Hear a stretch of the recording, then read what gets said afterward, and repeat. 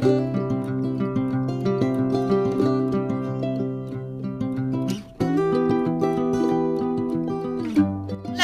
welcome back to another new vlog. আজকে হচ্ছে 25th of September।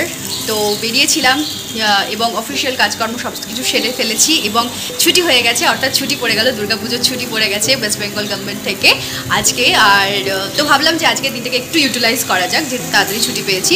তো বাড়ি ফিরে এসে আজকে লাঞ্চ বসিয়েছি, কী রান্না করছি সেটাও শেয়ার করব। আর আজকে একটু বেরোবো মানে হচ্ছে ঠাকুর দেখতে বেরোবো। আর কোথায় যাচ্ছি, কী ঠাকুর দেখছি সেগুলো তোমাদের সাথে তো শেয়ার না করলে হবেই না ব্লগ। আর অনেকদিন পরে ব্লগ দিচ্ছি আমি জানি, বাট স্টিল পাশে থেকো, সাথে থেকো।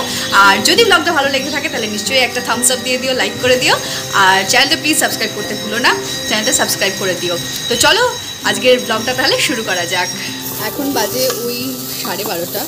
আর আজকে লাঞ্চ করে বা লাঞ্চ প্যাক নিয়ে যাইনি, বিকজ জানতাম তাড়াতাড়ি ফিরে যাব। তো এসে আজকে লাঞ্চ তৈরি করছি। বোনের আজকে কলেজে অনুষ্ঠান আছে, শারদোৎসব, তাই ওরও একটু ফিরতে হয়তো লেট হবে। আজকে রান্না করছি, তার মধ্যে এটা হচ্ছে একটা ওই ঢ্যাঁড়সের তরকারি হচ্ছে। আর রেডি হয়ে জাস্ট বেরোবো, তখন দেখি আমার আজিও থেকে এই ডেলিভারিটা এসছে, তো সেটাই আমি রিসিভ করলাম। তো এখন বাজে বেলা ওই 4:30। আর এখন বেরোবো আমি ঠাকুর দেখতে। আজকে তৃতীয়ার বিকেল, ভেবেছিলাম আর একটু তাড়াতাড়ি বেরোবো, কিন্তু এই রেডি হতে এবং মেকআপ টেকআপ করতে একটু লেট হলো। আমি পরেছি এই চিনাকারি কুর্তিটা ল্যাভেন্ডার কালারের, এটা একদমই নতুন জামা আমার নয়, এবং ভীষণ কমফোর্টেবল থাকার জন্য এই হালকা ফুলকা মেকআপ করেছি আর লিপস্টিক পরেছি, আর তার সাথে ইয়ারিংটা পরেছি, বিকজ ইয়ারিং ছাড়া তো আমার সাজ কমপ্লিটই হয় না। তো চলো কোথায় কোথায় যাচ্ছি, কী ঠাকুর দেখছি সবই তোমাদের সাথে শেয়ার করব। আর এখন ঝটপট বেরোই, কারণ মেট্রো ধরতে হবে। আর আজকে যাচ্ছি আমি আর বোন, তো তোমাদের সাথে পুরোটা আশা করি শেয়ার করতে পারবো।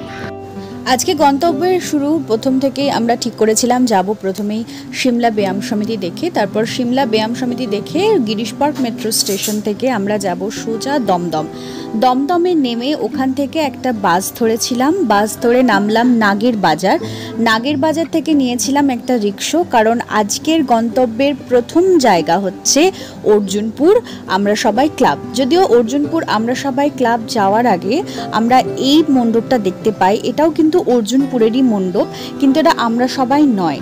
আর আমরা সবাই মণ্ডপ নিয়ে প্রচণ্ড হাইপ উঠেছিল, তবে সত্যি কথা বলতে এটা হাইপ ওঠার যে কতটা প্রযোজ্য সেটা তোমাদের সাথে আশা করি এইবার শেয়ার করতে পারছি।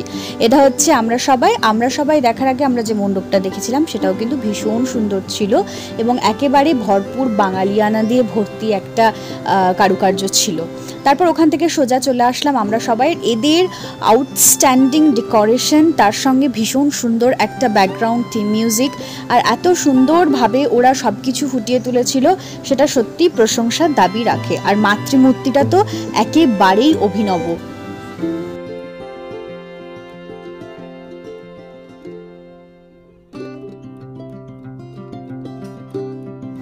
আজ এত বছর ধরে আমি কলকাতায় ঠাকুর দেখছি, তবে কোনোবারই কিন্তু এই অর্জুনপুর এলাকাতে আসা হয় না।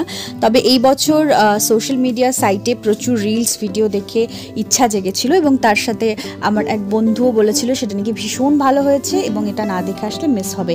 তো সত্যি এটা না দেখে আসলে মিসই হতো। এরপর ওখান থেকে বেরিয়ে সোজা হাঁটতে শুরু করি আমি আর বোন।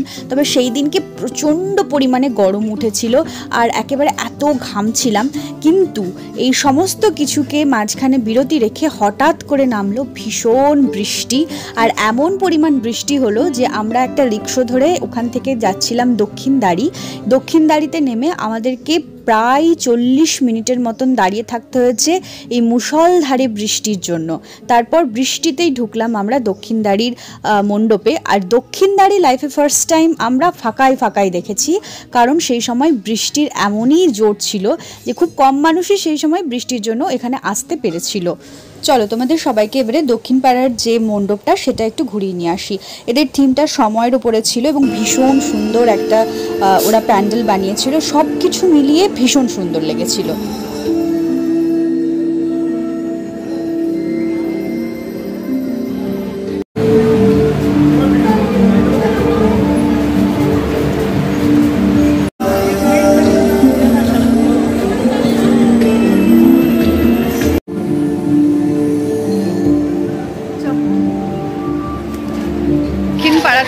আমরা যাচ্ছি হচ্ছে দমদম পার্কের দিকে, আর বিভৎস বৃষ্টি স্টার্ট হয়ে গেছিলো।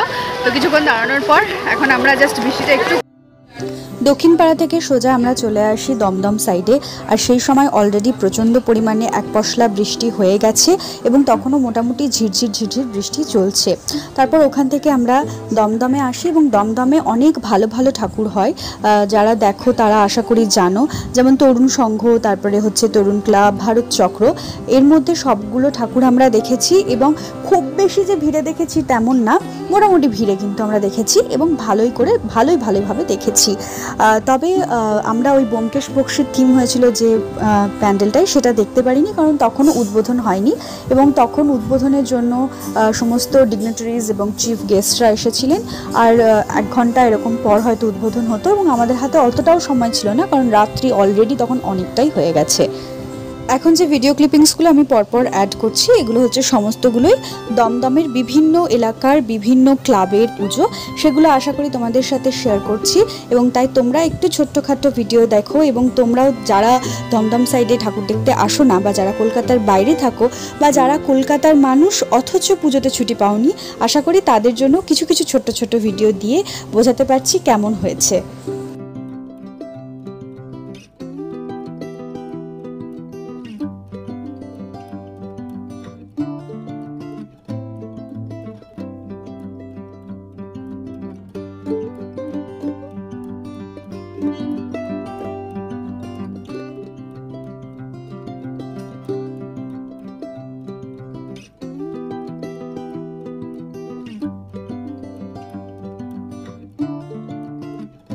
প্রত্যেকটা প্যান্ডেল এবং প্যান্ডেলের থিম, তার সঙ্গে মাতৃমূর্তি, সমস্ত কিছু একটার থেকে আরেকটা যেন মনে হচ্ছিল আরও সুন্দর, আরও ইউনিক।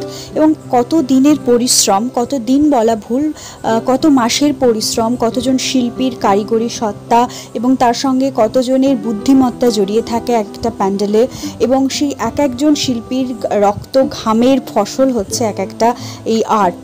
তাই এই আর্টগুলোকে কুর্নিশ না জানালে সত্যি কথা বলতে গেলে খুবই খারাপ হয়। ভীষণ সুন্দর লেগেছে। অনেক লাইন দিয়ে ঠাকুর দেখে প্যান্ডেলে হুইসেল শুনতে শুনতে আমরা ভীষণ বিরক্ত হয়ে যাই, ঘেমে নিয়ে একসা হয়ে যায়, কিন্তু দিনের শেষে যখন এসে বাড়িতে এসে মোবাইল ফোনটা দেখি এবং পরপর ভিডিওসগুলো দেখতে থাকি তখন মনে হয় আহা কি সুন্দর জিনিসই না আমরা দেখে এসেছি। আর এই জন্যই হয়তো দুর্গাপুজো এত বেশি পরিমাণে সকলের কাছে কাছের।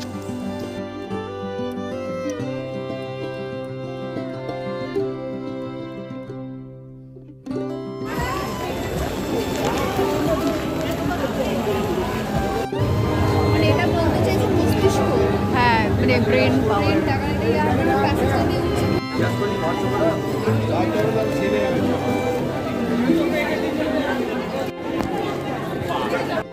ঢালাপত্তায় 2 মিনিটে হেঁটে আসছি আমরা। দেখুন চারদিক ফাঁকা, কেমন লাগে। দমদম থেকে সোজা চলে আসলাম বেলগাছিয়া, আর বেলগাছিয়া মানেই টালা প্রত্যয় এবং তার সঙ্গে টালা পার্ক। দুটোই ঠাকুর দেখেছি। প্রথমে তোমাদের সাথে শেয়ার করছি সেটা হচ্ছে টালা প্রত্যয়ের ঠাকুর। যদিও আমার বেশ কয়েকটা প্যান্ডেলের ভিডিও আমার ক্যাপচার করা হয়ে ওঠেনি, তার কারণ হচ্ছে আমার ফোনের স্টোরেজ প্রবলেমের জন্য ভীষণ সমস্যা করেছে। পুরো পুজো জুড়ে এইবারে ফোন স্টোরেজের ভীষণ প্রবলেম হচ্ছিল। একটা করে ভিডিও নিচ্ছি, তারপরে ডিলিট করছি, এই অবস্থায় চলছিল রীতিমতো। তো টালাতে এসে এবারে খুবই আনন্দ পেয়েছি। তার কারণ হচ্ছে টালা প্রত্যয় লাস্ট ইয়ারে আমি 2.5 আওয়ার্স হয়েছিল লাইনে দাঁড়িয়েছিলাম। এই বছর যেহেতু বৃষ্টিটা হয়েছিল সেই সময়, সেই কারণে পুরো রাস্তাটাই ফাঁকাই এসেছি এবং এসে টালা প্রত্যয় দেখেছি। একেবারে ভিড় ছিল না তা বলবো না, ভিড় ছিল, কিন্তু সেই যে একটা অনেকক্ষণ লাইন দিয়ে দাঁড়িয়ে থাকা এই ব্যাপারটা ফেস করতে হয়নি। এবং আরও একটা বিস্ময়কর কাণ্ড, সেটা হচ্ছে টালা প্রত্যয়ে আমি বেশ সুন্দরভাবে আমি এবং বন্ধু দুজনেই ভালো ছবি তুলেছি। তো চলো তোমাদের সাথে শেয়ার করছি টালা প্রত্যয়, তারপর যাব আমরা হাতিবাগান।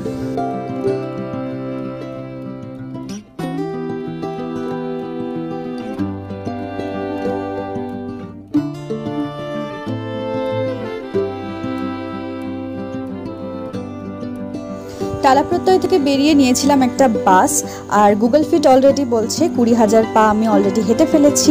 এরপরেও দেখার বাকি আছে হাতিবাগান। হাতিবাগানে নেমে একেবারে প্রথমে আমরা দেখেছিলাম শিকদার বাগান।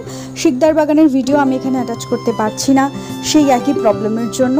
তারপর ওখান থেকে হাঁটতে হাঁটতে গেছিলাম নলিন সরকার স্ট্রিট এবং তার সঙ্গে হচ্ছে নবীনপল্লী দেখার পর আমরা সোজা চলে গিয়েছিলাম কাশীবোস লেন এবং কাশীবোস লেনই ছিল আমাদের লাস্ট ডেস্টিনেশন। নবীনপল্লী লেন করেছিল এই বছর স্বাধীনতা নিয়ে একটা থিম, আর কাশীবোস লেনে ছিল লীলা মজুমদার। একজন সাহিত্যিক যে দুর্গাপুজোর থিম হতে পারে এটা কলকাতায় হয়তো প্রথম দেখালো। যাই হোক, ভীষণ সুন্দর লেগেছে, পুরো পারফরমেন্সটা রইলো তোমাদের জন্য, দেখে জানিও কেমন লাগলো। যারা দেখোনি তারা আশা করি ক্যামেরার লেন্সে দেখতে পাচ্ছ, আর যারা দেখেছো তারা তো সেই সময়ের সেই আনন্দটা উপভোগ করেইছো।